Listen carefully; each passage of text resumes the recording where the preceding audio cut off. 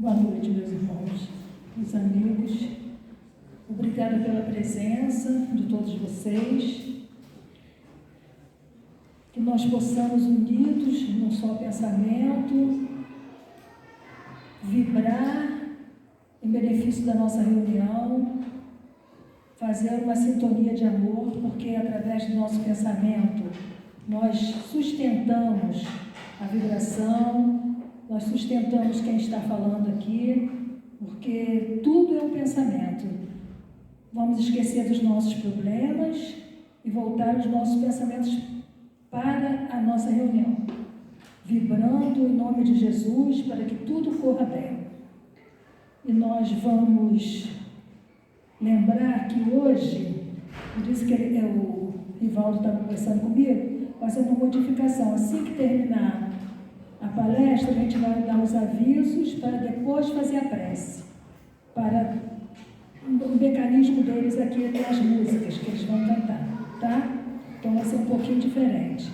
Então vamos vibrar, sintonizar, vamos prestar atenção na leitura da página que o nosso irmão Marco vai fazer.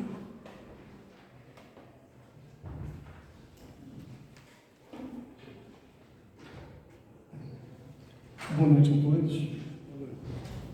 Experiência doméstica está no livro Sinal Verde, pelo espírito André Luiz, psicografado por Francisco Cândido Xavier. Experiência doméstica. Ordem, trabalho, caridade, benevolência, compreensão começam dentro de casa. A parentela é um campo de aproximação, jamais cativeiro. Aprendamos a ouvir sem interromper os que falam à mesa doméstica, a fim de que possamos escutar com segurança as aulas da vida. O lar é um ponto de repouso e refazimento, nunca monstruário de móveis e filigranas, conquanto possa e deva ser enfeitado com distinção e bom gosto, tanto quanto possível. Quem pratica o desperdício, não reclame se chegar à penúria. Benditos quantos se dedicam a viver sem incomodar os que lhe compartilhem a experiência. Evite as brincadeiras de mau gosto que não raro conduzem a desastre ou morte prematura. O trabalho digno é a cobertura de sua independência. Aconselhe a criança e ajude a criança na formação espiritual, que isso é obrigação de quem orienta, mas respeite os adultos em suas escolhas, porque os adultos são responsáveis e devem ser livres nas próprias ações, tanto quanto você deseja ser livre em suas ideias e empreendimentos.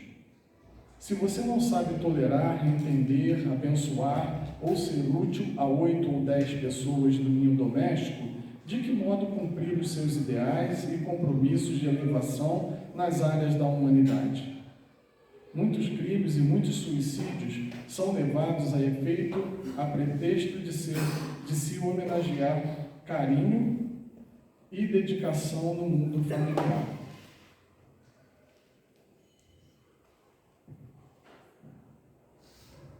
Elevando os nossos pensamentos a Deus, o nosso Pai, e a Jesus, o nosso Mestre, vamos nos envolver nas vibrações de paz que emanam nesta casa. Vamos lembrar das nossas necessidades físicas e espirituais.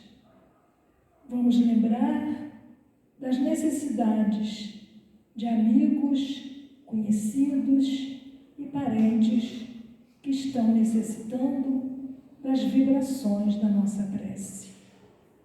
Que a tua paz, Senhor Jesus, possa estar presente nos nossos corações, nos alimentando, nos fortificando, abrindo as nossas mentes para captar as boas intuições vindas do alto.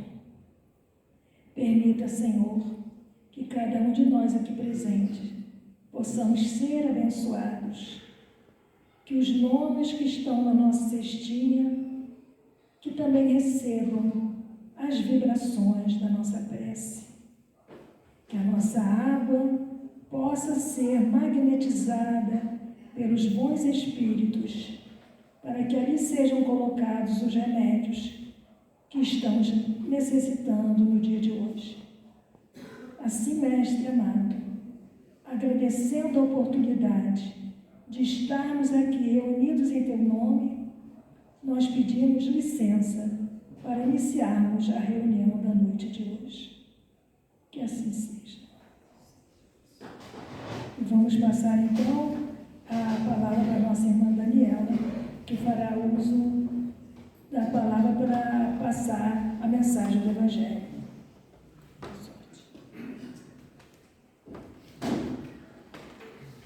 Boa noite a todos. É uma alegria estarmos aqui para pensarmos o Evangelho de Jesus à luz da doutrina espírita, para, como a Evangelista tão bem disse, né, para vibrarmos juntos, para refletirmos juntos e para trazermos a doutrina para dentro de nós, para depois que consigamos colocá-la para fora de nós, né? O título da nossa palestra, qual o papel, é um título já meio grande, né? Qual o papel do livro espírita na promoção da paz em um planeta de provas e expiações?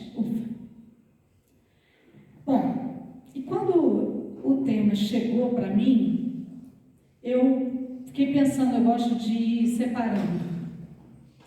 Eu fiquei pensando, primeiro vamos pensar o que é um planeta de provas e expiações, né?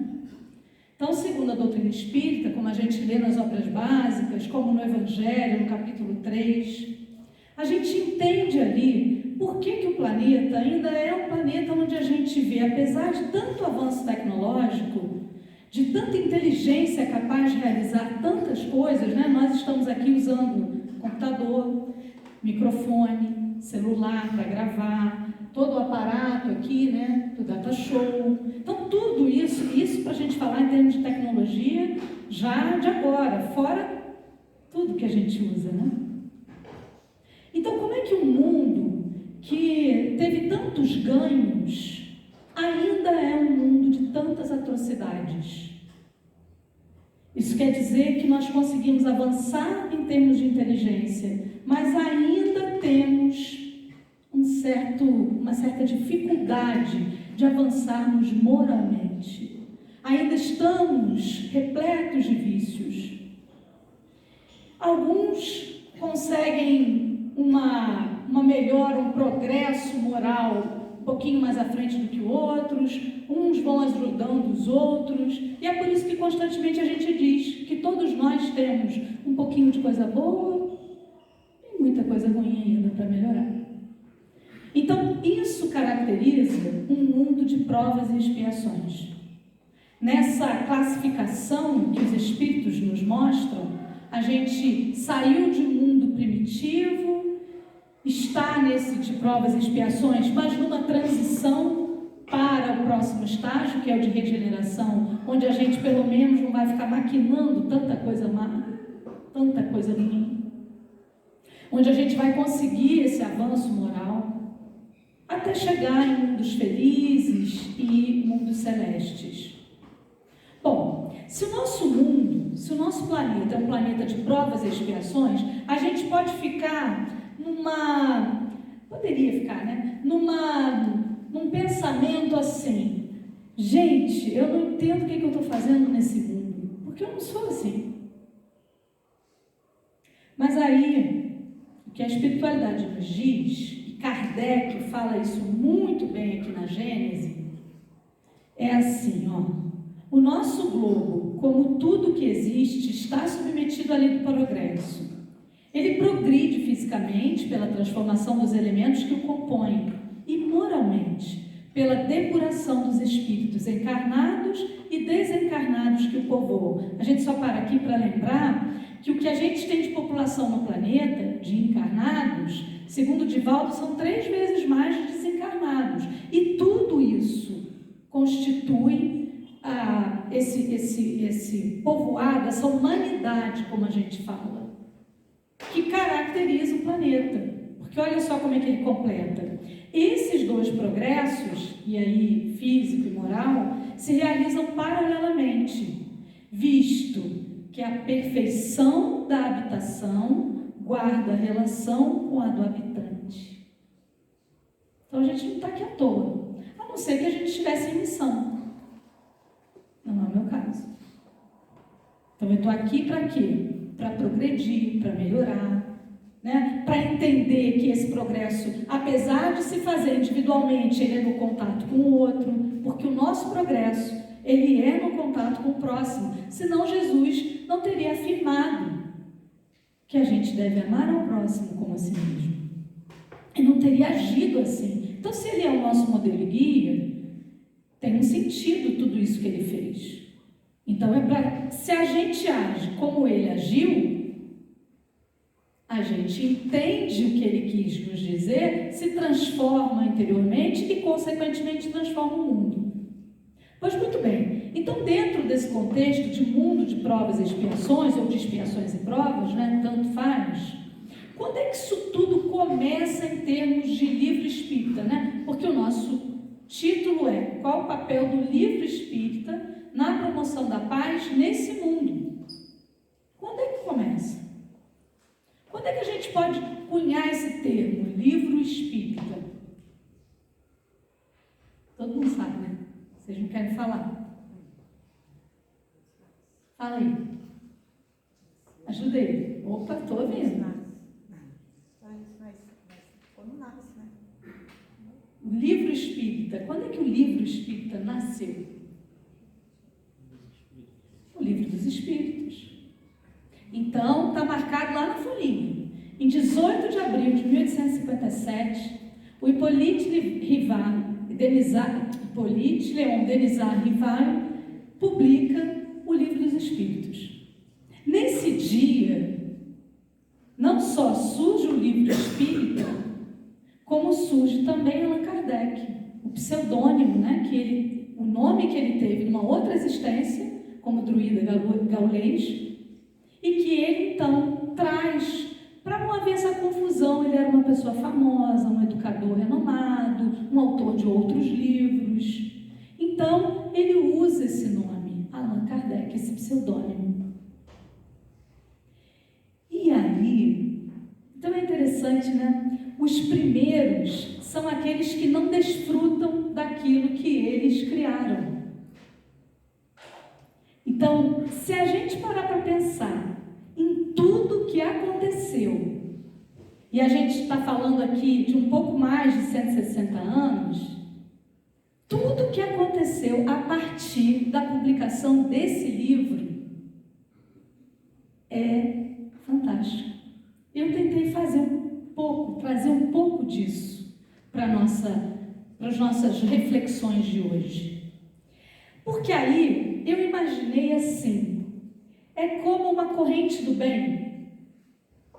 Então esse primeiro livro, ele foi tocando como uma árvore que vai disseminando suas sementes, e aí vai chegando aqui, vai chegando acolá, e vai trazendo esse conhecimento. E que conhecimento é esse? O conhecimento do Espiritismo não é um conhecimento que segrega, onde você vai dizer, não, eu sou espírita, você não entende. Não, é o contrário. Porque ele é o cristianismo redivivo, o evangelho redivivo. Então ele traz tudo aquilo que Jesus nos falou há mais de 2000 anos, mas como a gente diz, tirando o véu da letra. Com conhecimento que a gente precisou desses quase 2000 anos para conseguir entender. Então, essa corrente do bem começa a se disseminar naquele momento, 18 de abril de 1857. E chega em quem? Chega, por exemplo, em todos aqueles que pensam em suicídio, atuando como um meio de se prevenir o suicídio. Porque se eu quero acabar com a minha dor, e para isso eu acabo com a minha vida, eu penso em acabar com a minha vida, mas eu compreendo que eu sou um ser imortal, então olha os benefícios de um livro espírita, quando mostra para mim, por A mais B, que eu sou imortal, que não vai ser desse jeito que eu vou resolver. Pelo contrário. Então consta do livro O Espírito da Verdade, psicografia do Chico Xavier e do Valdo Vieira, um texto do Espírito Hilário Silva, que faz parte de toda daquela coleção do André Luiz. Depois eu vou falar um pouco mais sobre isso. Mas ali no capítulo 52 tem uma historinha sobre essa prevenção, que inclusive quem viu o filme do Allan Kardec viu isso lá, se não me engano. Então teve um dia, 3 anos depois da publicação do Livro dos Espíritos, em 1860, abril de 1860, que Kardec estava exausto. Ele estava ali em pleno vapor com todos aqueles estudos, sofrendo todo tipo de ataque, sendo julgado, né, pela sociedade, sendo incompreendido, então de maneira injusta, inclusive, né, ocorrendo todo esse julgamento. E aí ele está nessa vibração, e é muito importante a gente ler aquilo para a gente ver essa humanidade do Kardec. E ele está desse jeito quando chega um pacote para ele. Ele abre o pacote e vê um livro dos Espíritos ricamente encadernado, muito bonito. E aí tinha uma carta junto. Era um senhor chamado Joseph Perrier. E ele dizia que ele estava numa vida assim, muito feliz. Ele havia se casado. E aí 2 anos do seu casamento com Antoniette. E aí ela sofreu ficou doente, né? Teve uma moléstia e faleceu. Isso para ele foi muito difícil, como seria para qualquer um de nós. Só que ele não conseguiu ver além. Ele parou ali. E aí ele olhava o Sena, que a gente está falando aqui de Paris, né? E aí ele olhava o Sena e ficava com aquilo. É melhor eu acabar, é melhor eu acabar, é melhor eu acabar. Até que um dia ele foi para lá. E aí ele foi para a Ponte Marie, que está aqui na imagem. Quando ele chega na ponte, que ele vai se apoiar para cometer, né, o ato de suicídio, ele esbarra em alguma coisa que cai no pé dele. Era um livro. E aí estava escrito assim: esta obra, estava escrito à mão na primeira página do livro, esta obra salvou minha vida. Leia com atenção e bom proveito. A. Lohan. Gente, como assim, né? Como é que cai o livro? Como é que tem um livro ali? E como é que um livro que exatamente diz que salvou a vida de uma pessoa? E se eu estou desesperado, como esse senhor estava, ele começou a olhar e a ler, a folhear o livro. E aí ele ficou impressionado. Ele compreendeu que aquilo ali que aconteceu tinha um motivo. Que ela não tinha sido castigada por Deus. Mas era um momento. E que ele também não havia sido castigado por Deus. Mas era um momento. E cabia a ele agora continuar como cabia a ela. Porque o fato da gente não ver o outro não quer dizer que o outro foi pulverizado. Porque somos imortais. E aí, ele era um encadernador, então ele encaderna esse livro com todo carinho e manda para Kardec com a seguinte frase: salvou-me também, logo depois, né? Deus abençoe as almas que cooperaram na sua publicação. E assim. Então, essa é uma primeira semente importantíssima. O livro espírita como uma forma de prevenção ao suicídio. E que a gente vê já ali um efeito praticamente imediato. Uma outra pessoa que recebeu esse livro, que chegou o livro em suas mãos, e que nessa ocasião aqui tinha apenas 14 anos, mas 4 anos depois disso, em 1864, o Livro dos Espíritos chega a Leon Denis, também francês. E tudo muda na vida de Leon Denis. Com 18 anos, ele devora o Livro dos Espíritos, e a gente já tinha até aí outras obras, né? O Livro dos Médiuns, por exemplo. E ele começa, então, a estudar muito, ele chega a conhecer Kardec, estuda muito e passa a ser um grande divulgador do Espiritismo. E um grande escritor espírita. Os livros de Leon Denis são publicados pela Federação Espírita Brasileira até hoje.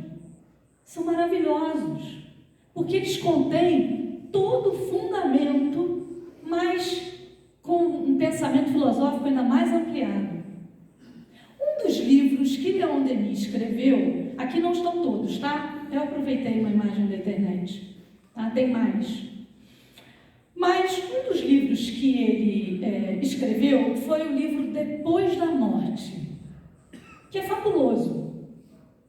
Porque aquela época, a gente está falando do século XIX, né, grandes cientistas no mundo estavam percebendo, por exemplo, como Antoine Lavoisier, que já tinha feito esse estudo, que a gente comenta, né? Nada se cria, nada se perde, tudo se transforma.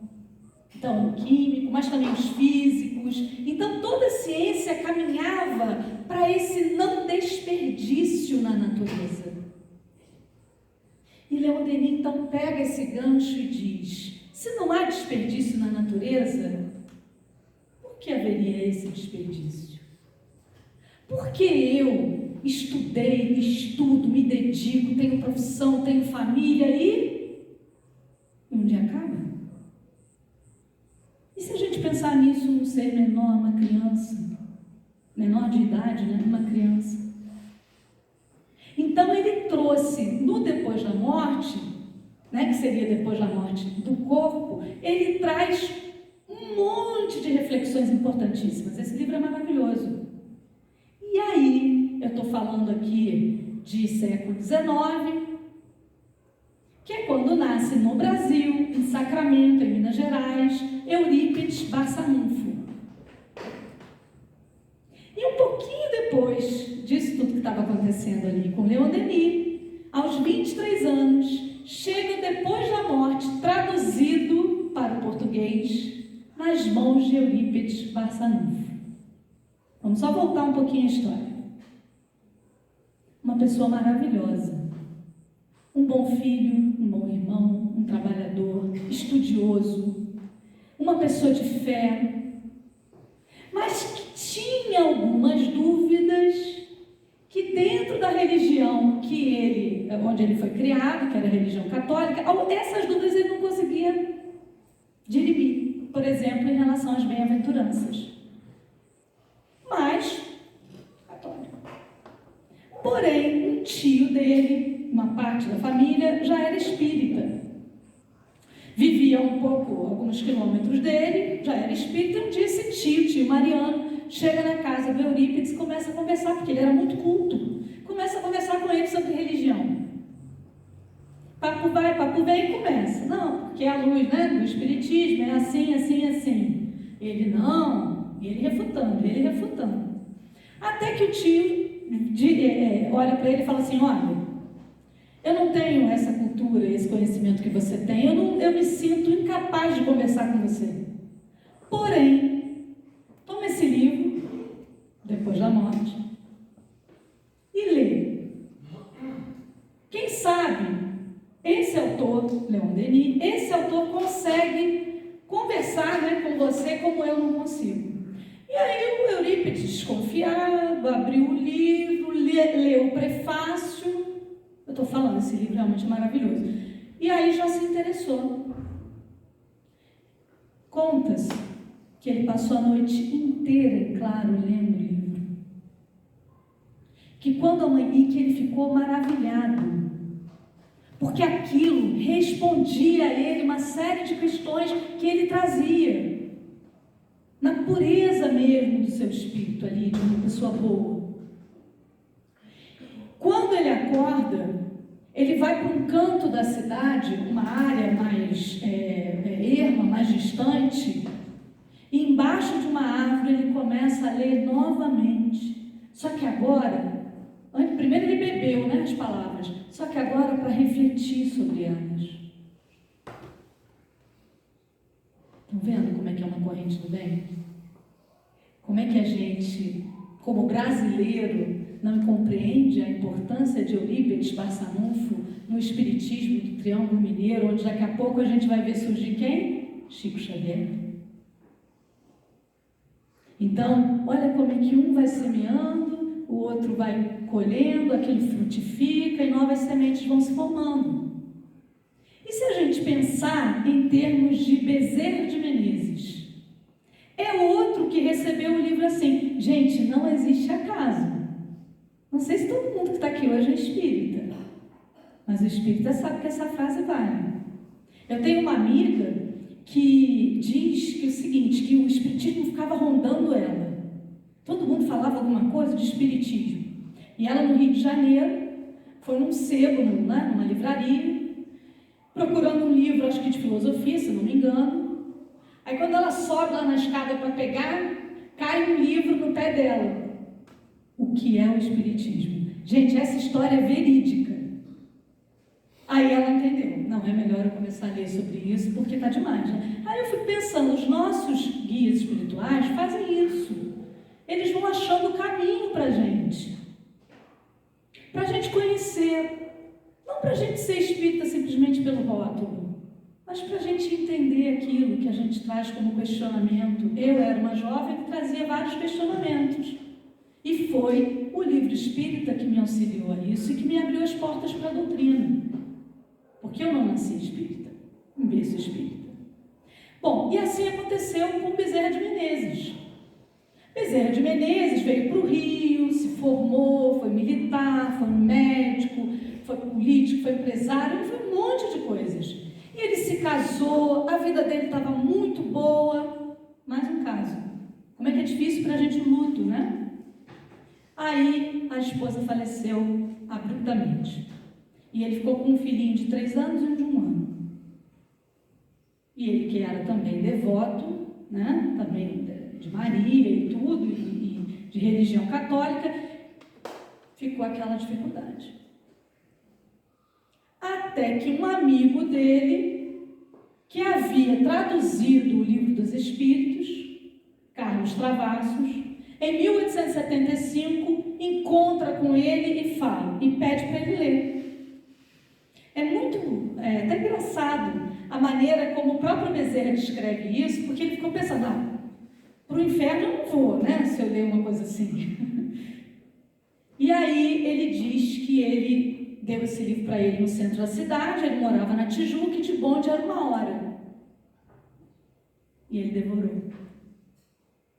E Bezerra conta, lia, mas não encontrava nada que fosse novo para o meu espírito. E, entretanto, tudo aquilo era novo para mim. Então, ele encontrou a paz que ele precisava. E olha como Bezerra vai se tornar tão importante no espiritismo, e aí eu não estou falando apenas de tudo que a gente conhece em termos de caridade, de Bezerra encarnado e desencarnado. Mas eu estou falando aqui dessa questão estrutural do espiritismo. Bezerra vai presidir a Federação Espírita Brasileira por 2 vezes, em 1889 e em 1995. E ele vai ali aprendendo a ajustar, eram muitas rupturas, muitos extremos, seres humanos. Até que ele vai aprendendo a ajustar isso e se torna um grande unificador do movimento espírita. Tanto que essa frase, acho que não vai dar para ler, mas que está ali no livro, Bezerra de Menezes Ontem e Hoje, diz assim, solidários seremos união, separados uns dos outros seremos pontos de vista. Essa é uma frase famosa dele, para a gente entender o que a gente deve buscar no outro, né? Para se aproximar do outro e ser união. Bom, e aí, com a base da Federação Espírita Brasileira formada, ele desencarna em 1900, e aí todo o processo continua, outras pessoas, né, vão presidia a casa, aqui é o mesmo nascimento, mas ele desencarna em 1900. 1900, o que acontece 10 anos depois? Nasce Chico Xavier. E aqui as imagens são do filme do Chico Xavier, como uma representação do Chico pequeno com a sua mãe, já desencarnada. Porque o Chico ficou órfão de mãe aos 5 anos de idade. No entanto, ele continuava vendo a mãe, falando com a mãe, tocando na mãe. E quem compreendia isso? Ninguém. Então ele teve a vida toda, desde a infância e juventude, vivendo desse jeito, sendo incompreendido, sendo xingado como se fosse maluco, tendo que pagar promessa aqui e ali.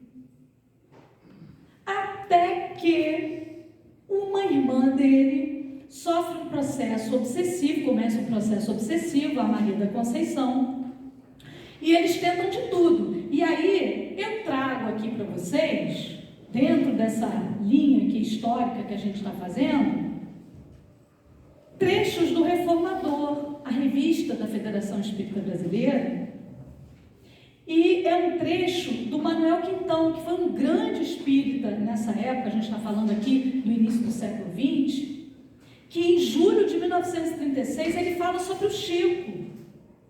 Porque o ser humano, quando ele não conhece, a primeira coisa que ele faz é julgar e condenar.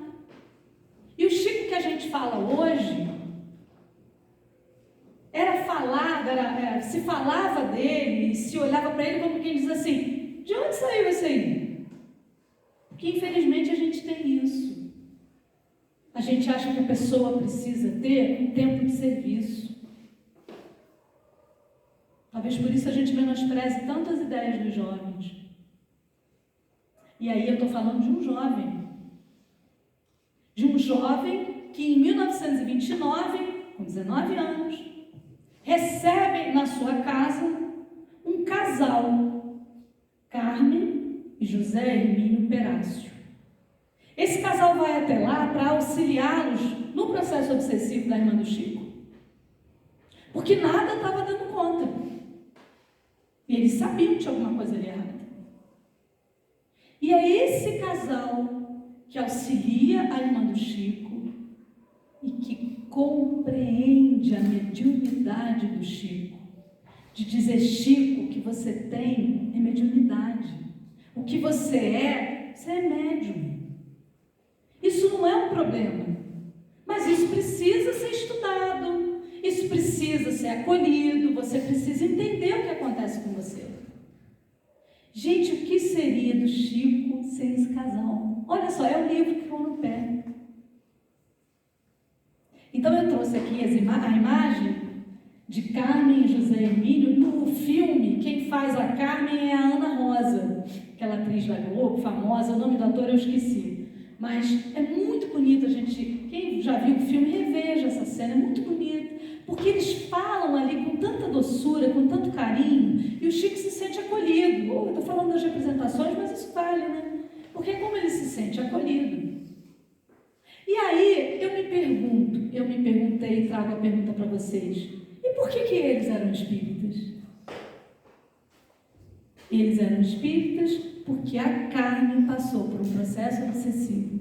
E um outro espírita a auxiliou. E o que eles passaram a fazer? O mesmo com os outros. E quem era esse outro espírita?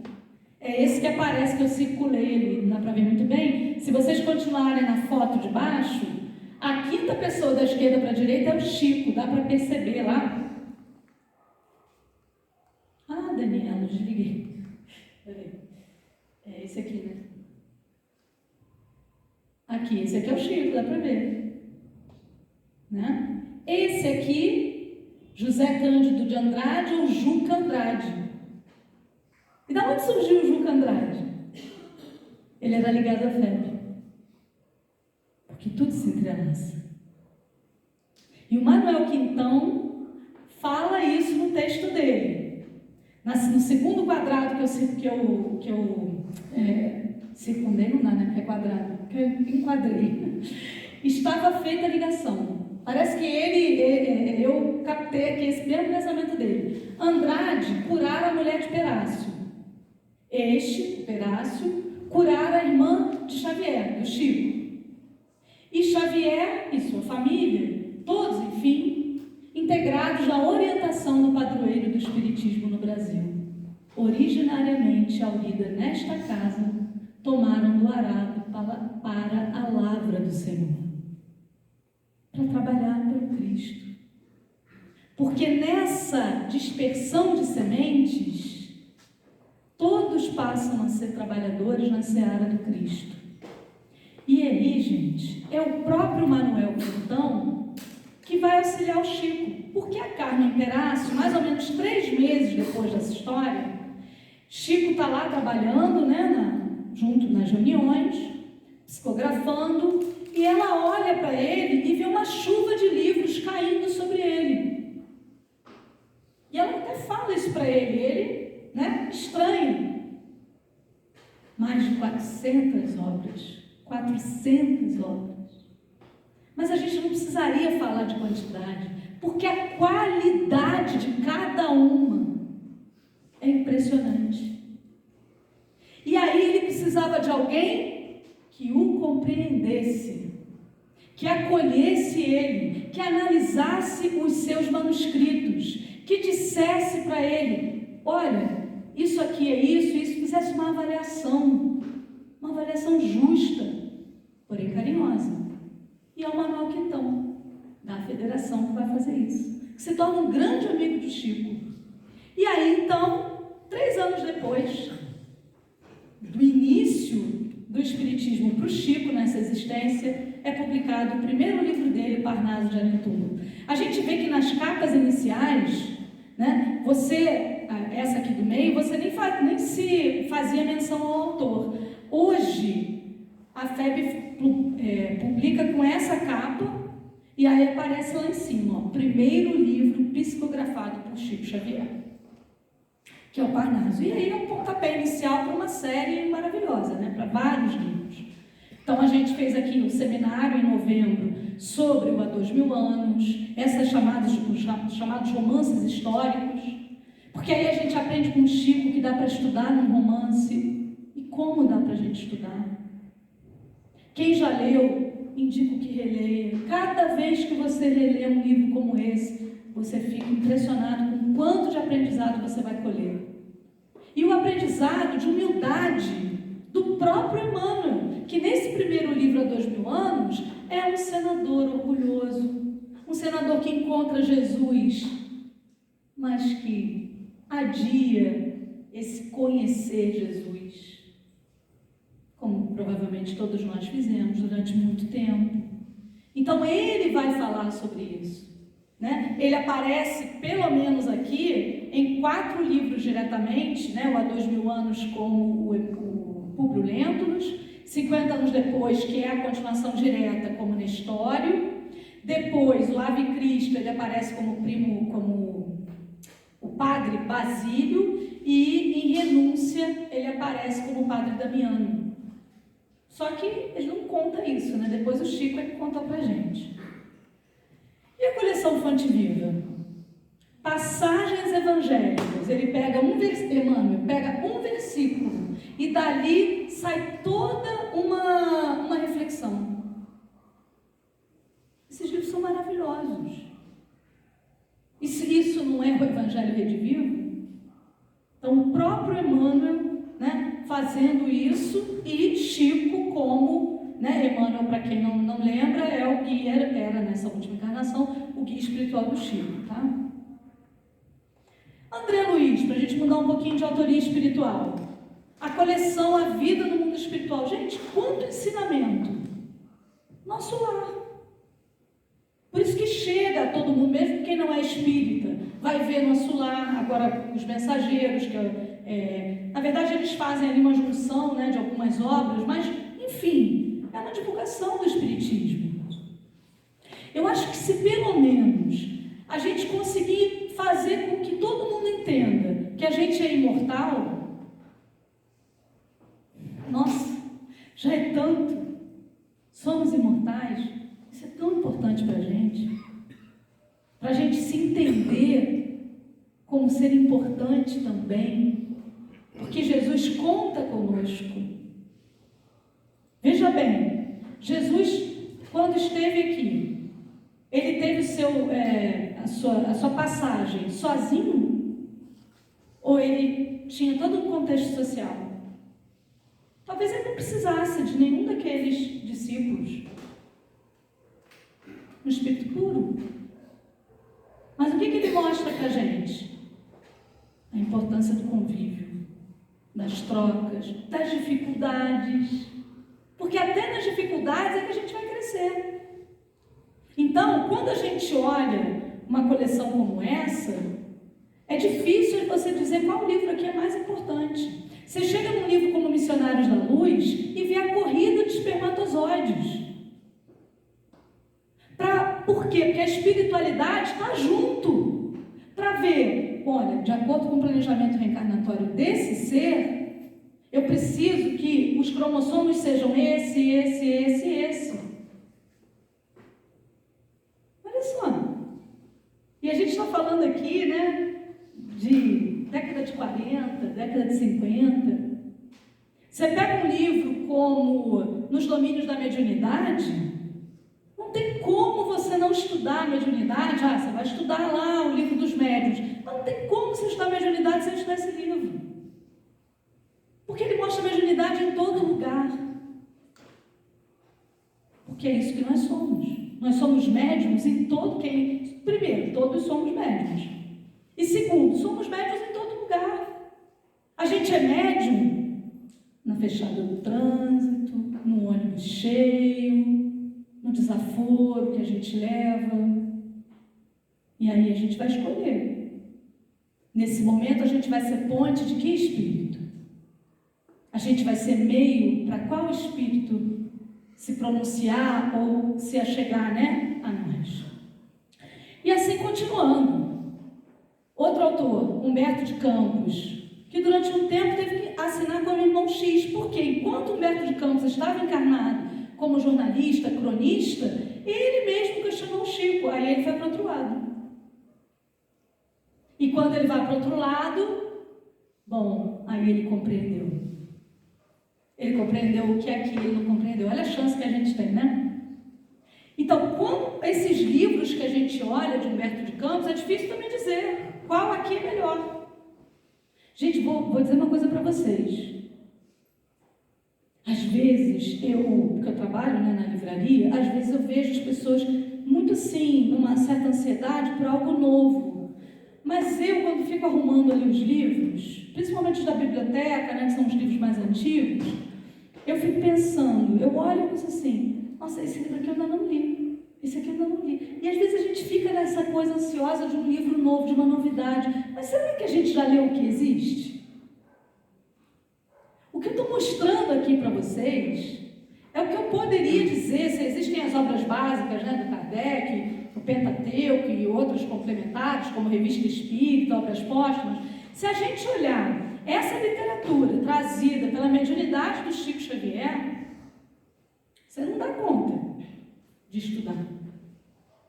Não precisa de mais nada além disso. Se você der conta de estudar isso aqui, você entende tudo. Você entende o que foi, como é, como vai ser, você entende suas funções no mundo, sua importância no mundo, tudo isso está aqui. E Humberto de Campos, quando ele traz a Boa Nova, aí é como se ele pegasse todos os bastidores do Evangelho de Jesus, que a gente não conhece, e trouxesse. As bem-aventuranças. Aí ele vai lá e traz para a gente o que foi acontecendo nos dias anteriores.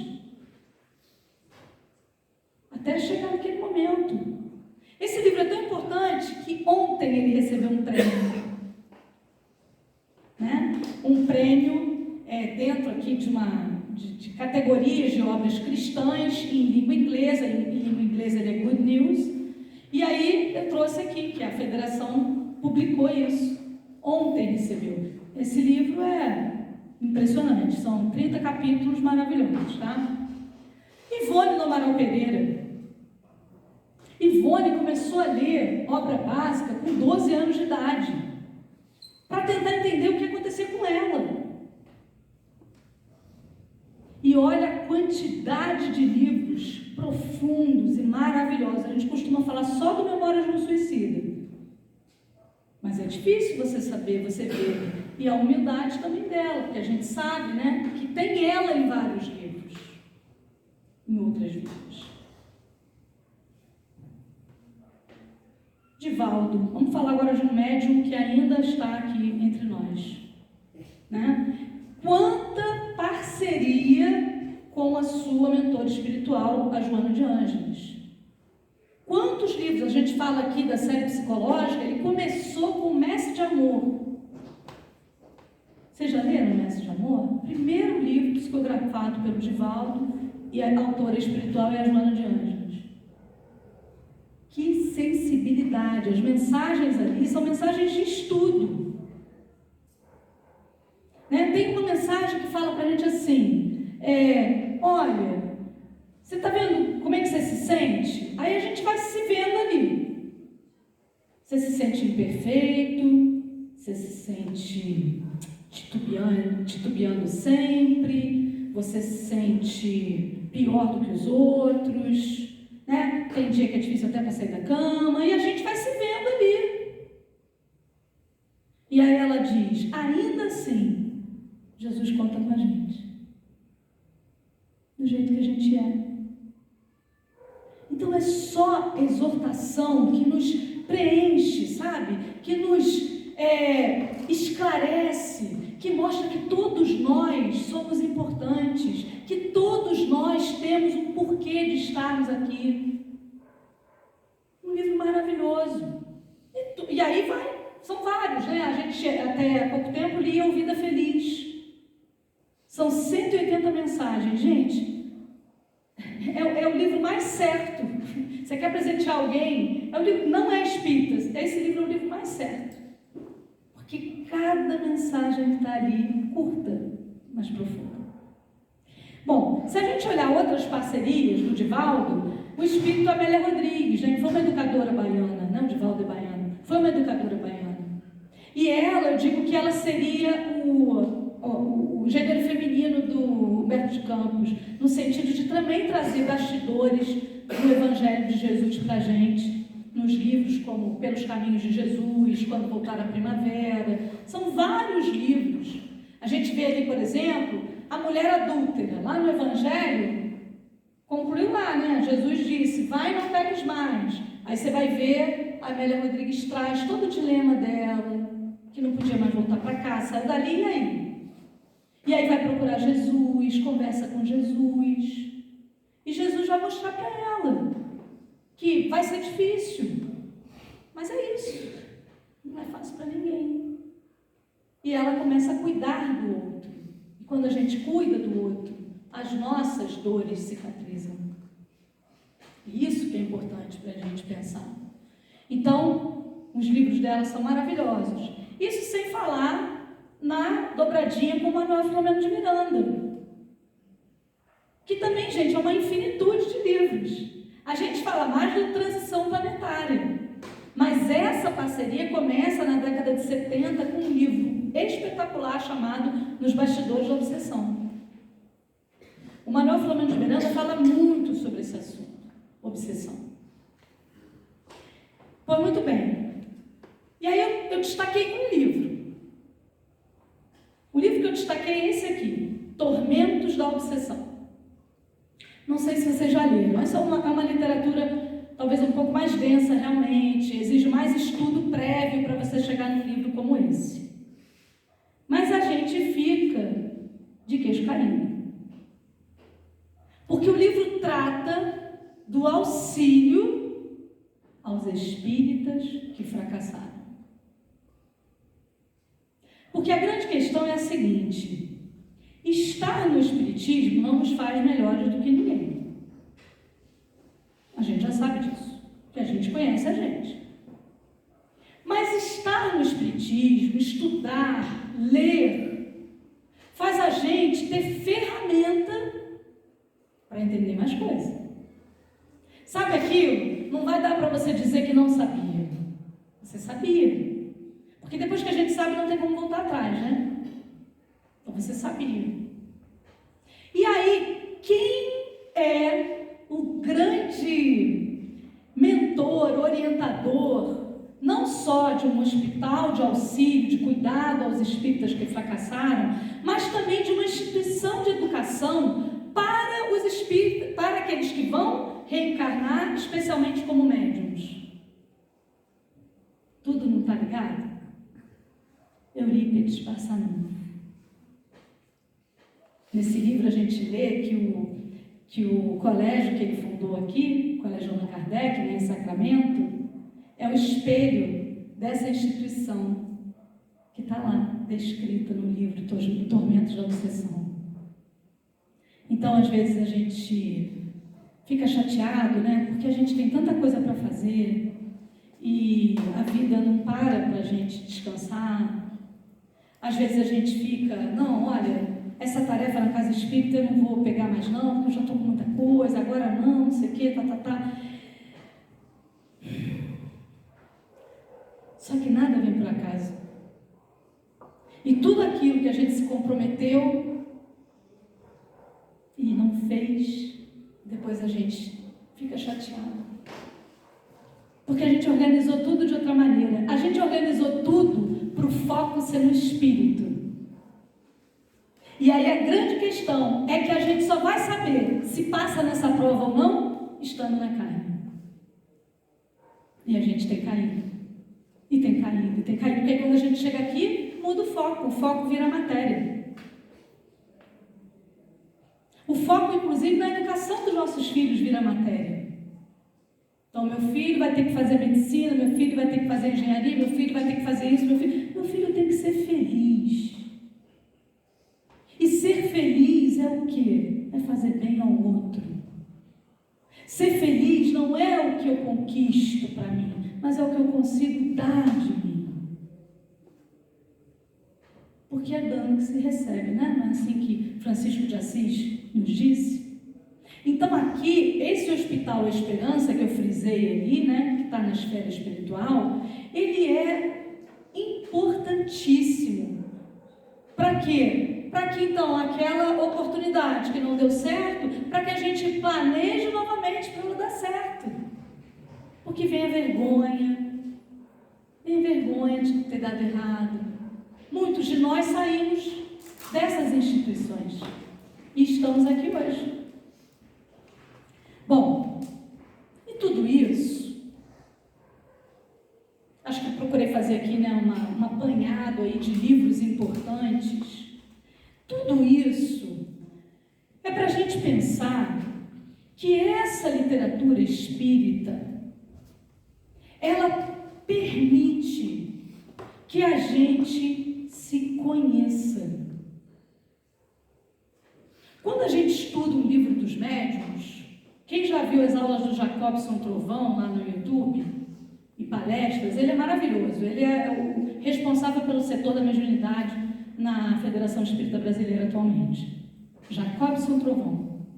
Ele diz assim, lá no início, ele fala, a gente pega o livro como o livro dos médiuns e acha que aqui a gente vai aprender a ser médium. Mas aqui a gente vai aprender que a gente é espírito e vai aprender a se conhecer.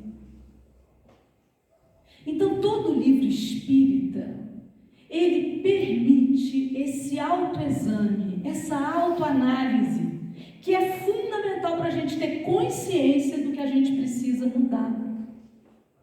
É o que o espírita fala tanto, é a reforma íntima. Porque o espiritismo, ele é para todos, mas ele tem que começar em mim.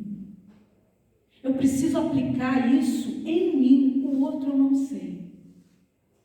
Pelo outro eu não posso responder. Mas em mim eu preciso. Então, eu faço essa relação com a questão 919 do Livro dos Espíritos. Qual o meio mais eficaz que tem o homem de se melhorar nesta vida e de resistir ao arrastamento do mal? É a pergunta de Kardec aos espíritos. E o que eles falam? Eles se reportam a Sócrates, a Platão. Um sábio da antiguidade vos disse, conhece-te a ti mesmo. O livro espírita, ele permite isso. Que a gente se conheça, que a gente busque a nossa melhora, que a gente se aproxime de Jesus, que a gente se aproxime do próximo. Um livro que diz para mim que eu devo me isolar, um livro que diz para mim que eu devo me apegar à matéria, não faz o menor sentido, não tem conteúdo doutrinário. E aí eu quero terminar refletindo com vocês que Paulo disse que nós devemos ser cartas vivas do Cristo, né? Ou seja, nós somos, se praticamos aquilo que a gente estuda, nós somos as cartas vivas do Cristo. Nós somos os cartões de apresentação. Kardec usa mais ou menos esse termo. Que a pessoa que te conheça, ela possa identificar que você é espírita e que isso tem um diferencial. Ou como Chico disse, eu já trouxe essa frase aqui várias vezes, mas eu acho que ela é sempre atual. Chico disse pra gente: vê como vives, pois talvez você seja o único evangelho que teu próximo saiba ler. Pode ser que nós sejamos esse livro na promoção da paz para o mundo de provas e expiações. Muito obrigada, que Jesus nos abençoe.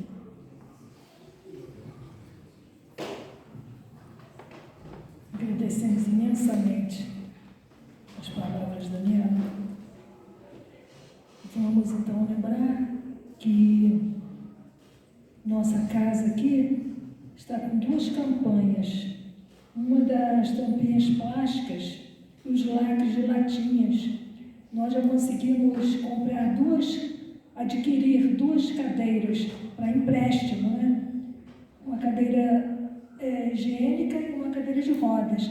Se todo mundo trouxer os lacres de latinhas e as tampinhas plásticas, é só deixar lá onde colocar os quilos, que a assistência social encaminha para a gente adquirir mais cadeiras para emprestar. E atualmente também estamos fazendo a campanha do chocolate bis, daquela caixinha, que a mocidade está encabeçando essa campanha. As caixinhas vão ser colocadas nas cestas básicas do mês da Páscoa, tá? Então, quem puder colaborar, já tem uma caixinha de papelão lá para trazer caixa de bis para a gente doar para os assistidos da casa. Então, mais uma vez, agradecemos imensamente a presença de todos e vamos pedir lembrando também que agora nós estamos pedindo, na hora do passe, para as pessoas que estão com o carro lá fechando o estacionamento, sejam os primeiros a tomar passe, para poder ir liberando, porque às vezes a pessoa chegou cedo e aí fica presa no carro, né? Então, quem chegou no final, na hora do passe, vem para a fila para poder não ficar preso lá no estacionamento. Entenderam como é que é a situação? Então, agora nós vamos fazer a nossa prece. Os últimos serão os primeiros. Nosso amigo Carlos vai fazer a nossa prece e depois a gente passa para o passe.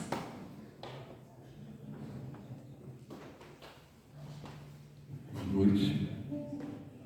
Vamos orar. Deus, nosso Pai, Jesus Cristo, nosso Mestre, nosso Guia, benfeitores desta casa, benfeitores de nossas vidas, nós vos agradecemos pela oportunidade da encarnação,